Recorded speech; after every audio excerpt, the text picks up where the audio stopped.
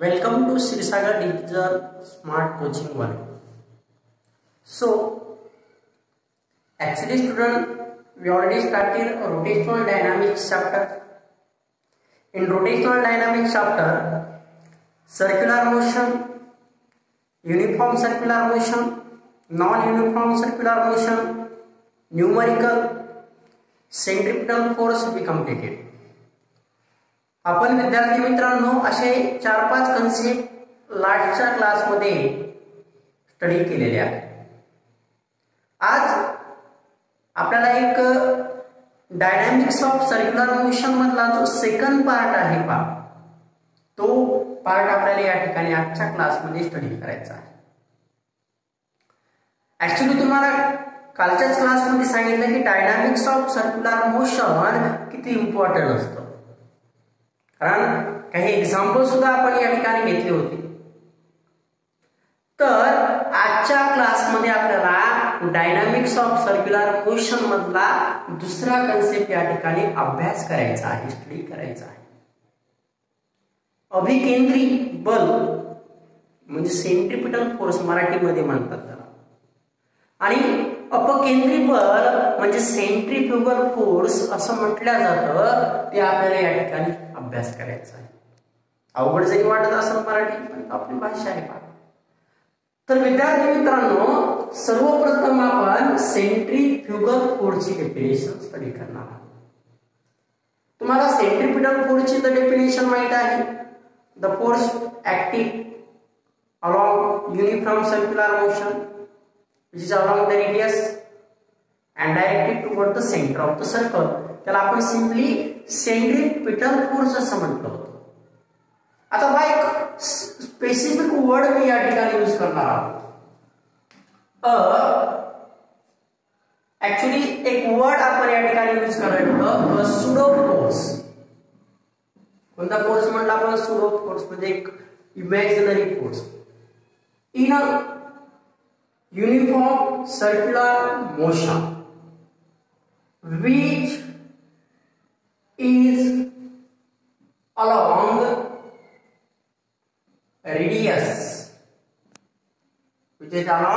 radius and directed away from the center of the circle is called centrifugal force. काय सांगितलं विद्यार्थी मित्रांनो? एक सुडो फोर्स असतं म्हणजे इमॅजिनरी फोर्स आहे, जे कशाच्या अलाउंगमध्ये आहे? रेडियसच्या अलाउंगमध्ये आहे. परंतु या ठिकाणी स्पेसिफिक वर्ड सांगितला, डायरेक्टेड अवे आहे. असा जो सर्कल आहे, ऍक्च्युअली आपण डायरेक्टेड टुवर्ड्स म्हणजे सेंट्रिपिटल सांगितलं. हा काय आता? Directed away from the centre of circle जेव्हा असतं, सेंटर पासून दूर असतं, सेंटरच्या बाहेरच्या दिशेने फेकल्या जातं, त्या सिच्युएशन मध्ये ऍक्च्युअली जो फोर्स आहे त्या प्रकारच्या फोर्सला सेंट्रिफ्युगल फोर्स असं म्हणतात. आता बघा, आपण या सेंट्रिफ्युगल फोर्सचे काही एक्झाम्पल स्टडी करणार आहोत. एक सिंपल एक्झाम्पल पहा. सर्वजण कारमध्ये बसलात असताना, आता पहा, when a car is in motion and car suddenly take turn in the left side, then passenger that is experience force in the outward direction because centrifugal force is acted on the passenger. आता या ठिकाणी लिहित नाही, मी तुम्हाला explain करायला की एक car आहे पा. कार कोणत्या पोझिशन मध्ये आहे? कार जी आपल्याला या ठिकाणी दिसत आहे ती कार मोशन पोझिशन मध्ये आहे. कोणत्या पोझिशन मध्ये आहे? कार मोशन पोझिशन मध्ये आहे. आणि ती काय होईल, मोशन मध्ये असल्यानंतर सडनली काय करेल ती लेफ्ट साइडला म्हणजे इकडे टर्न घेत आहे का. टर्न घेतल्यानंतर जर आपण त्या ठिकाणी कारमध्ये बसलेलो असतो तर आपल्याला काय होते, अचानक घेतलेल्या ज्या टर्नमुळे आपल्याला बाहेरच्या डायरेक्शनला, आउटवर्ड डायरेक्शनला फेकल्यासारखं वाटतं किंवा फेकल्या जातो. ऍक्च्युअली कोणत्या फोर्समुळे घडत असतं, हे जे घडलेलं आहे ते म्हणजे सेंट्रीफ्युगल फोर्समुळे घडतं. कोणत्या फोर्समुळे घडतं, सेंट्रीफ्युगल फोर्समुळे. हे कारचं एक्झाम्पल मी या ठिकाणी सेंट्रीफ्युगल फोर्सच्या रिलेटेड एक्सप्लेन केलेला आहे. सेकंड एक्झाम्पल पहा. A full bucket of water is rotated in a simply vertical circle and that is very speedily, but we know that water does not fall in that situation because that is water is balanced by which force, centrifugal force. काय केलं आपण, आता ही एक bucket दिसायला तुम्हाला, या बकेटमध्ये काय आहे, बकेटमध्ये वॉटर आहे आणि याला ऍक्च्युली बकेट मधल्या वॉटरला आपण कसं मूव्ह करायला, व्हर्टिकल सर्कल मध्ये मूव्ह करायला. व्हर्टिकल सर्कल मध्ये मूव्ह करत असताना, रोटेट करत असताना, स्पीडने रोटेट करत असताना वॉटर काय होताना दिसते तुम्हाला, वॉटर फॉल होत नाही का, खाली पडल्या जात नाही.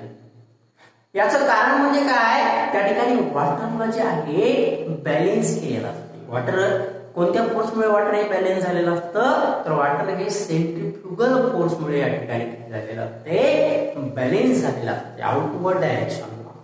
तर बकेट ऑफ वॉटर हे जे आहे ऍक्च्युली हे सेकंड एक्झाम्पल आपल्याकडे या ठिकाणी सेंट्रीफ्युगल फोर्सच्या रिलेटेड आहे.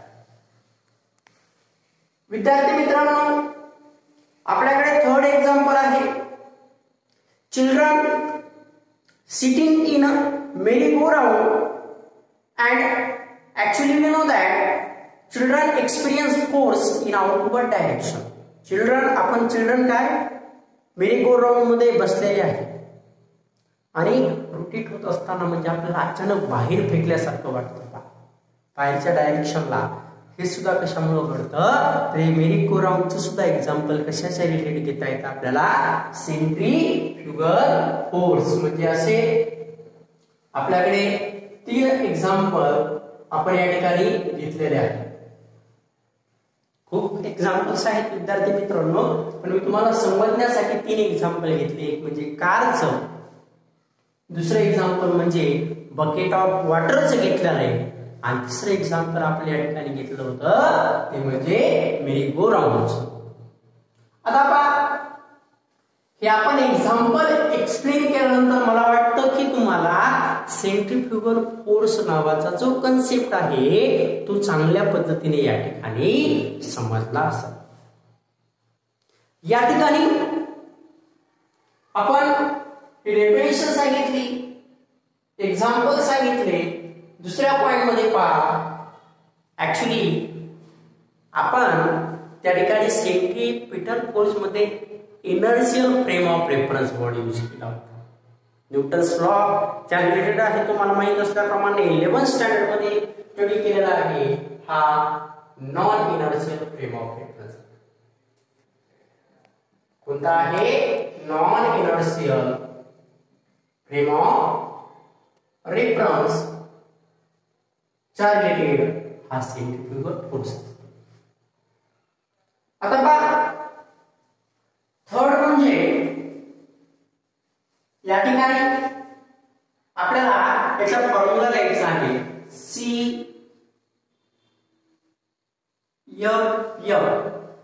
म्हणजे सेंट्रीफ्युगल फोर्स. तिथं CPF वापरलं होतं, इथं CFF असे यूज केलेलं आहे. इट इज इक्वल टू, तुम्हाला माहिती आहे फोर्स म्हणजे मास इनटू ऍक्सेलरेशन आपण घेतो. ऍक्च्युअली ऍक्सेलरेशन म्हणजे तुम्हाला माहित आहे v ओमेगा आहे. आपण याला परत जर व्हेरिफाय केलं तर v च्या ऐवजी आपल्याला काय घेता येतं, r ओमेगा म्हणजे ओमेगा इनटू ओमेगा काय होतो, m r ओमेगा स्क्वेअर. याही फॉर्म मध्ये घेता येतं. किंवा आपण याला थोडस समोरच्या स्टेपमध्ये व्हेरीफाय सुद्धा ऍक्च्युली केलेलं होतं, जसं mv²/r याही फॉर्म मध्ये आपल्याला या ठिकाणी काय करता येतं, याला सिम्पली रिप्रेझेंटेशन करता येतं. हे ऍक्च्युली आपण सेंट्रीफ्युगल फोर्सचं फॉर्म्युला लिहिला आहे. या सेंट्रीफ्युगल फोर्सला FCF असं रिप्रेझेंट करता येतं, वेक्टर फॉर्म मध्ये सुद्धा रिप्रेझेंट करता येतं. वेक्टर फॉर्म मध्ये याला रिप्रेझेंट करत असताना मी असं रिप्रेझेंट करतो m²r², हा जो फॉर्म्युला आहे हा कशाचा आहे, वेक्टर फॉर्म मध्ये, आणि ऍक्च्युली हा पॉझिटिव्ह असतो. सेंट्रिपिटल फोर्स मध्ये निगेटिव्ह होता आणि सेंट्रिफ्युगल फोर्स मध्ये हा ऑलवेज कसा असतो विद्यार्थी मित्रांनो, सेंट्रिफ्युगल फोर्स मध्ये हा ऑलवेज कसा आहे, पॉझिटिव्हच्या फॉर्म मध्ये असतो. आता बघा या ठिकाणी आपल्याला इक्वेशन ऑफ सर्क्युलर मोशन हे सुद्धा या ठिकाणी फाइंड करता येतं. इक्वेशन ऑफ सर्क्युलर मोशन मध्ये रिझल्टंट फोर्स फाइंड करता येतो. रिझल्टंट फोर्स जो आहे, आता या ठिकाणी जर तुम्ही ऑब्झर्व केलं तर म्हणजे हा काय -m²r²,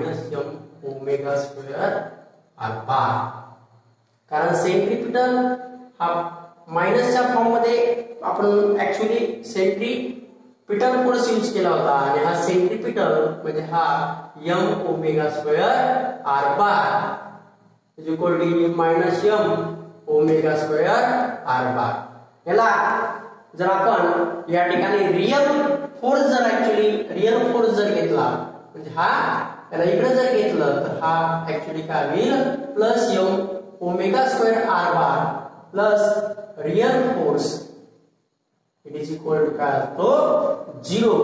याही फॉर्म मध्ये ऍक्च्युली आपल्याला काय करता येतं, रिप्रेझेंट करता येतं. हे झालं पण इक्वेशन. आता शेवटच्या पॉइंट मध्ये आपण जसं सेंट्रिपिटल फोर्स मध्ये सांगितलं होतं तसं याचं सुद्धा आहे SI युनिट फोर्स आहे. SI युनिट काय याचं, न्यूटन आहे. जसं तुम्हाला CGS युनिट तुम्ही सेंट्रिपिटल फोर्स स्टडी केलेला आहे, त्याच पद्धतीनं याचं सुद्धा युनिट CGS काय असतं, डायन आहे.